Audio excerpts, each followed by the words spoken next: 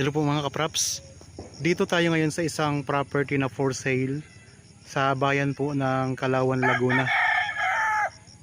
Ito po ay matatagpuan natin sa Barangay Limaw. Itong kinaroroonan ko ngayon mga kapraps na property. So yan lang po ang Barangay Road mga kapraps. Bali, ayan, patuloy pong ongoing po ang pagsemento niyan ng kalsada niyan. Kasi yung nakikita yung tubo na yan, yan po yung tubo ng hydropower plant dito sa Kalawan. Sa doon mga kapraps, simentado na yan ang Barangay Road na yan. Mamaya pupuntahan natin yung Barangay Road, simentado na po yan. Tapos kung mapapansin nyo, so napakaganda dito kasi mayroon tayong overlooking views. Ayan o, may mountain views sa harap ng property, tapos mayroong resort tayo nakaharap. Ayan po, tanaw natin dito ang bayan ng San Pablo. San Pablo po yan mga kapraps. Ayan, i-zoom ko lang ha. Ayan, bayan po yan ng San Pablo. Ang sukat ng property na ito ay 1.9 hectares titled.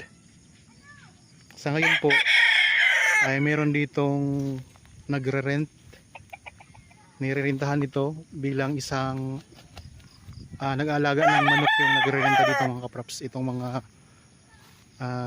manok panabong. So malawak to mga kapraps kasi ang sukat nito ay 1.9 hectares. Tapos dito sa likurang bahagi ng property mayroong mga mountain views din tayong matatanaw. Tara, punta tayo doon sa bandang likuran.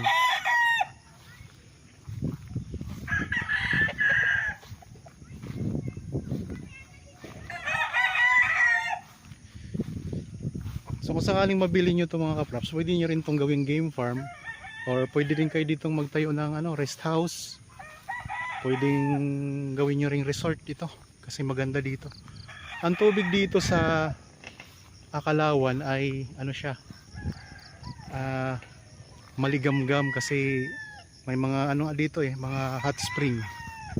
Tapos dito banda mga kapraps, overlooking natin yung Laguna Lake. Ayun ang Laguna Lake, ang ganda. I-zoom lang natin konti. Yan. So overlooking ang Laguna Lake mga kapraps.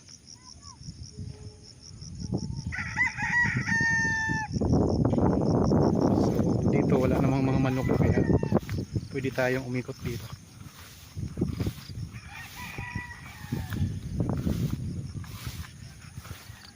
Ang boundary ng property ay hanggang doon po sa may kubo na yun na maliit. Tara, dito tayo sa ikot ko lang ang camera mga kapraps para makita nyo yung palibot ng property. Ayan ang mga mountain views.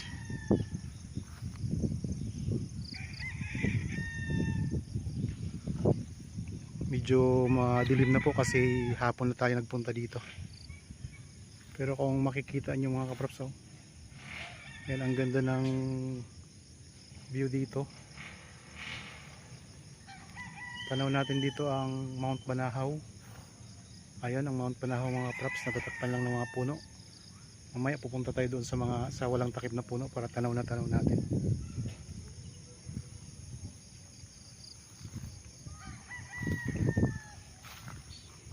Napakaganda ng view dito, napakaliwalas, nakaka-relax ang tanawin. So yun yung boundary niya, yung hawan na yan.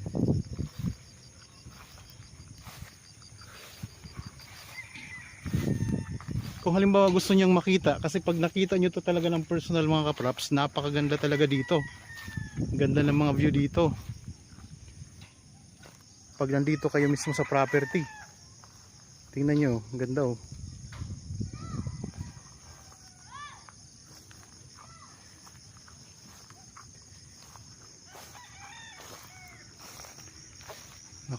Dito, nakakawala ng stress, nakakatanggal ng stress mga props. Dito muna tayo sa may boundary. Yan, itong mga hawa na to pinaka boundary mga kapraps. wala siyang masyadong tanim na mga puno. So ang mga nandito lang na nakatanim, merong guyabano at saka merong yung avocado. Kasi ginawa nga tong alagaan ng manok na nagre-rent dito mga kaprops.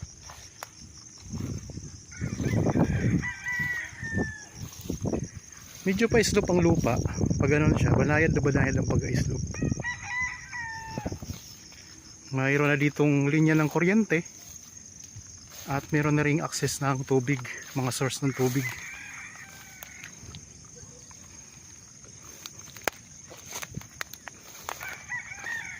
Tingnan mo yung mga kaprops sa spot na ito. Ganda oh. Ayun yung Mount Banahaw mga kaprops. Tanaw natin dito. Ayun lang ang kalsada. Yung barangay road. Tapos hanggang dito ang boundary niya. Yung hawa na yan. Malinis na yan. Ang ganda no. Overlooking views. Tanaw ang Laguna de Bay at Mount Banahaw.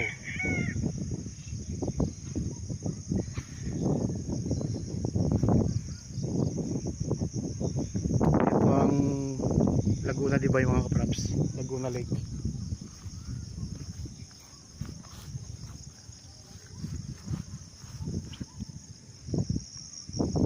Dito tayo banda sa post na ito.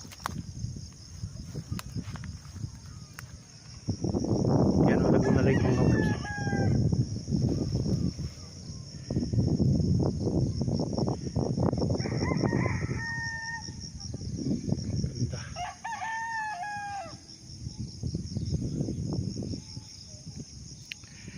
Sa mga interested po sa property na to, pwede kayong magpa-schedule sa amin ng actual viewing para makita nyo ng personal itong property.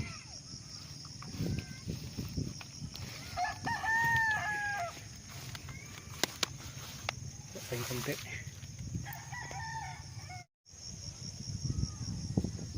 Marami pang mga silungan ng manok oh. Hindi ko lang alam kung ano tawag dyan sa silungan ng manok, hindi kasi ako nagsasabong mga kaprops. Okay, punta tayo sa kalsada kasi nalibot na natin ang property. Nakita ko na po pakita ko na po sa inyo ang loob nito. Bababa tayo doon sa kalsada. Pupunta natin. Yan dito tanaw natin, mas lalong tanaw natin dito ang Laguna Lake mga kaprops. Yan. So pwede itong gawing game farm. Pwede rin pong gawing resort. Pwede rin pong tayuan ng rest house ninyo.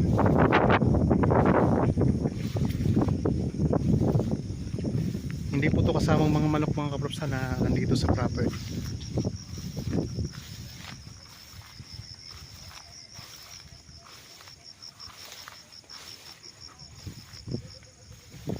Mayroon pa lang mga tanim na saging.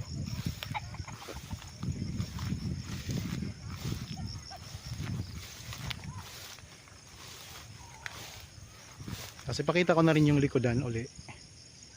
Ayan ang likodan mga kaprops. Ayan ang view natin sa likod ng property. Okay. Punta tayo dun sa baba na. So itong bahay na to, kasama pa po yan mga kaprops yung bahay na yan. Tapos yung lupa ay may mga tanim na rin yan na Carabao grass. Oh. Ayan mga Carabao grass na rin yan mga kaprops.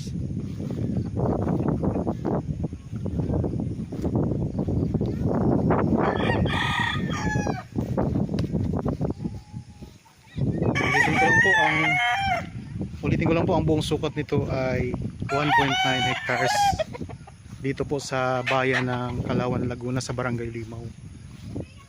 Yan, itong bahay na to kasama pa po ito. Sako po ito ng property. May mga tanim dito na okra. Tapos dito mayroon pa tayong dito. Siguro dito nila nilalagay ang mga manok pag nagbitaw ng mga manok. Okay, baba na tayo sa kalsada mga kaprops. Dito mayroong tanim na langka sa harapan. Tapos may yung sa Bisaya iba.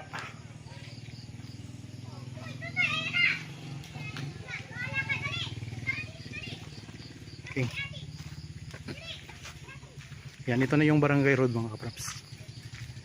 So, sa ngayon po ay ongoing ang pagsemento dito. Tapos yun, simentado na po yan doon mga kapraps. Itong sa hydropower plant. Yung tubo na yan, malaking tubo. Yan, sisementohin na to. Dito na lang kasi ang hindi sementado. Yan, may resort po tayo nakatapat ng property. Yan, ito dediretsoy na po yan. Sementado na kasi doon banda mga kapraps. Sa may poste. Sige, tinin. Bali ito yung property mga kapraps ha. Ayan. Ang frontage niya ito. Simula dito, mga nasa mga 100 no? Nasa 100 meters ang frontage. Ito mga equipment to. Makita ko lang sa inyo yung kalsada. Dito sa kalat. Yung mga puno ng mangga pala mga kapraps. Ayan. Puno ng mangga dito sa harap.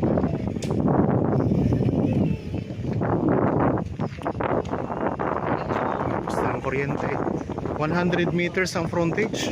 So mahaba siya mga kapraps. Hanggang dito sa poste na to.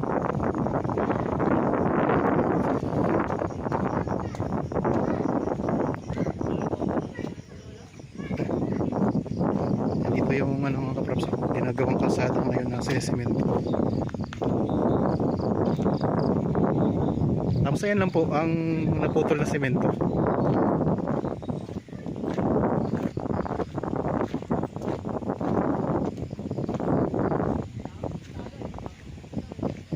Okay mga kapraps, naipakita ko na po sa inyo yung property na ang ganda. Okay, para po sa mga bago pa lang sa aking channel at napadaan lang po dito sa aking channel, huwag po ninyong kalimutang mag-subscribe at pindutin na rin po ang notification bell para maging updated kayo sa mga bagong property na i-offer na. Maraming salamat po, lagi tayong mag-ingat at God bless po sa ating lahat mga kapraps.